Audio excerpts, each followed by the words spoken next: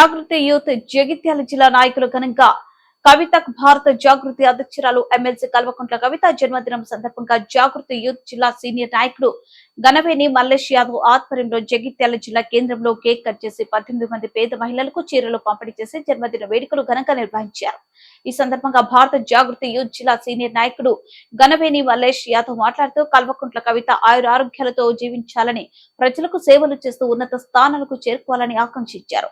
ఈ కార్యక్రమంలో జాగృతి యూత్ జిల్లా నాయకులు Potharapu Ramesh, Thumma Gangadhar, Gangula Srinivas, Narupakka Ravinder, Bhairaveni Mahesh, Chandramouli, R Ranjith, R Anji, Ramki Rajender, D Tirupati, Pavan, Pradeep తదితరులు పాల్గొన్నారు.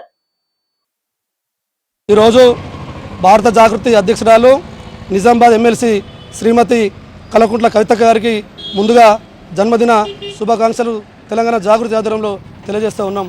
ఇలా కవితక్క జన్మదిన సందర్భంగా మరి జైత్యాల పట్టణ కేంద్రానికి చెందినటువంటి నిరుపేద మహిళలకు కవితక్క జన్మదిన సందర్భంగా చీరల పంపిణీ చేయడం జరుగుతుంది.